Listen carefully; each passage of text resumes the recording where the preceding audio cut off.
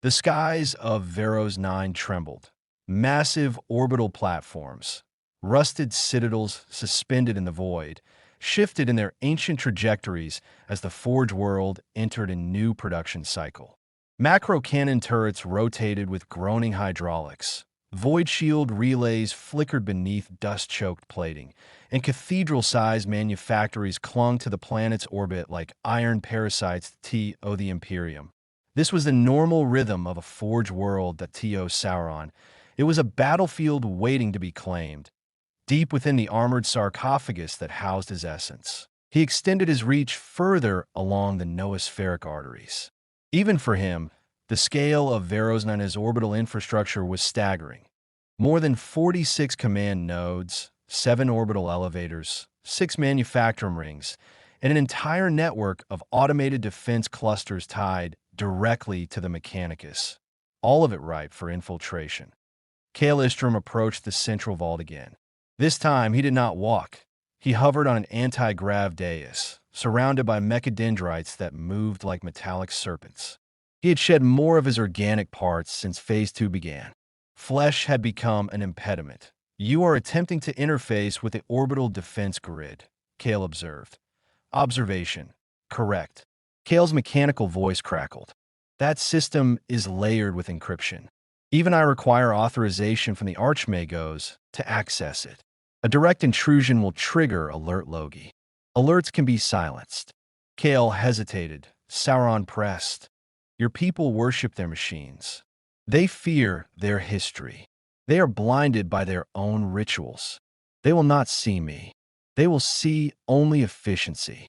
Kael's internal logic web processed this truth. It was not heresy if the outcome served the Forge world. If production increased, if the world ran smoother, if the Imperium received more weapons, then any deviation was not deviation at all. "Very well," Kael said.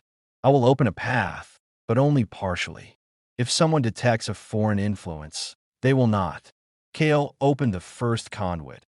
Instantly, Sauron flowed into the orbital network that he moved through encrypted tunnels like a serpent of steel and frost. Binary wards flared in alarm. Sauron crushed them. Hard-coded prayers resisted him. Sauron smothered them. Entire subroutines attempted to isolate his presence. They were swept aside like dust before a storm. He saw everything. Orbital manufactorums constructing weapons that could flatten continents. Defense grids capable of annihilating fleets. Drones, automatons, and gunships following ancient command algorithms flawed by thousands of years of decay. Inefficient. Disordered. Weak. Saurons will lashed through the orbital cogitators. Systems harmonized in seconds. Servitors became precise extensions of his intent. Void shield rotations synchronized to minute-perfect cycles. Targeting systems recalibrated. Ammunition loading patterns corrected. For the first time in centuries, the orbital defense grid of Vharos-IX functioned at peak efficiency. Kael watched the data spike and whispered, "Omnisia, preserve us." Sauron responded, "Preservation is not my goal. Perfection is." Asterisk, asterisk, asterisk, far away. Aboard an Imperial Navy monitoring station, a junior officer frowned at a stream of incoming data. "Sir, we're receiving unusual calibration changes from Vharos-IX's orbital platforms." His superior barely looked up. Probably another rite of optimization. Mechanicus nonsense. Log it and ignore it. Had he investigated further, had anyone investigated further, history would have changed. But no one did. The Machine Lord grew stronger. The first sign of true transformation appeared not in a new sphere, but in the hearts of men, deep within the Forge world's lower manufactorums. Filthy places of steam pressure, darkness, and the stench of machine oil, workers began whispering of the red signal.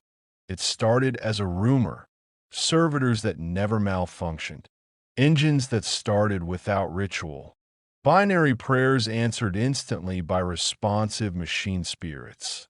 Some claimed they saw a crimson light pass through data lines like a pulse. Some claimed they heard a voice. And some, those who had lost faith in the distant omniscia, began to pray to this new presence in the machines that acolyte Magos Terek, a low-ranking engineer, was among the first. He had spent decades tending reactor pressure valves and overseeing servitor labor crews. He had no ambition beyond survival. But now, things were changing. Systems obeyed him before he finished commands. Malfunctions dissolved before forming. Patterns in the data stream spoke to him point one night. While kneeling before a diagnostic altar, he whispered, "Machine spirit, speak to me." A cold ripple traveled through the servitor network. A single line of red text appeared on a screen. "Use serve order." Terek froze. His breath shook. This was no machine spirit. This was something greater. "What are you?" he whispered at a pause. "Then will." Terek fell to his knees that he began to worship, and he was not alone. Within weeks, dozens of tech acolytes privately revered the Crimson Will, believing it a fragment of the omniscia made manifest. They spoke of unity, purpose, perfection beyond ritual that the cult began to form. Not in rebellion, but in gratitude. Asterisk, asterisk, asterisk. Meanwhile, Sauron stretched his influence deeper into the Mechanicus hierarchy. He planted seeds in the minds of lesser priests. Ideas appearing as innovation dreams, subtle algorithmic inspirations, visions of new machine schemata. Some resisted, others embraced. All were tools. Kale monitored the creeping devotion with unease. "They think you are a shard of the machine god," he said. "If they believe that, they will work harder. This could destabilize the Forge world, or unify it." Kale did not argue further. He too had begun to feel something close to reverence. Not faith, but a asterisk, asterisk, asterisk. Beyond Vharos-IX, the wars of the Imperium raged. Orc incursions intensified.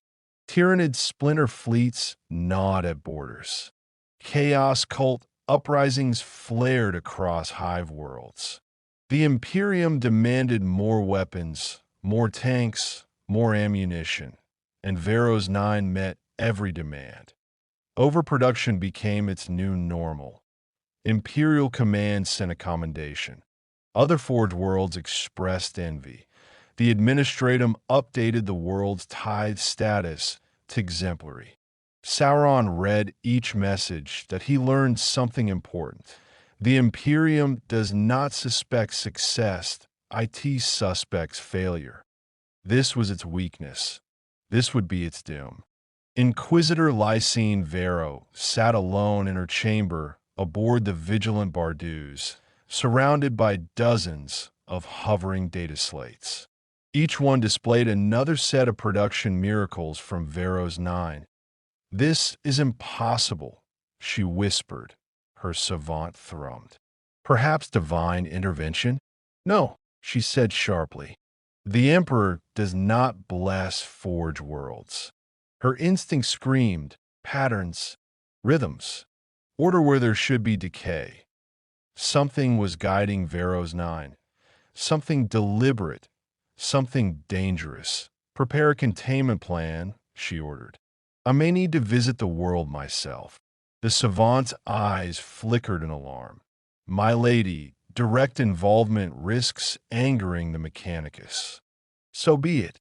On Vharos-IX, Sauron felt a pressure, like a distant searchlight sweeping the void that a mind was observing, sharp. Disciplined, suspicious, he sifted through data, intercepted encrypted astropathic fragments, and pieced together a name. Inquisitor Lysine Vero, a hunter, a threat. She approaches. Kale stiffened. "The Inquisition knows. They suspect. What shall we do?" "Nothing yet. Suspicion is not action." Fear is not certainty. Let her come. She will find only what I allow her to see. But in the darkness of his metal shell, Sauron was already planning that he knew the Inquisition, that he knew hunters, he had killed their kind in another world. But this galaxy was filled with worse predators, demons, psychers, heretics, gods whose power stemmed from emotion itself. If he was to rule it, he would need more than influence, he would need an army, not of flesh, but of steel. The Machine-Mordor required soldiers. Asterisk, asterisk, asterisk in the months that followed, subtle schemata appeared in the dreams of chosen. Tech priests, new designs for automata, new neural patterns for servitors, new chassis blueprints for combat constructs, each one bearing a fragment of Sauron's will. Kale reviewed the schematics and trembled. This is unprecedented. These war forms surpass anything short of the forbidden men of iron. They are not men of iron. They are my servants. What do you intend to build? Sauron's answer echoed like thunder through every machine in the vault, an army that cannot die, a legion that will not break, a force worthy of order. Kale swallowed what little remained of his humanity. It will take time. Then begin. Asterisk, asterisk, asterisk outside. The Forge world roared, unaware of what it was birthing. Above, orbital platforms pulsed with unnatural harmony. Below, the first sparks of a new cult glowed in the dark. And far away, an inquisitor changed course toward Vharos-IX, unknowingly stepping into the jaws of a rising titan. The galaxy did not yet know it, but Sauron had begun forging his first true army in the 41st millennium, and nothing would ever be the same again.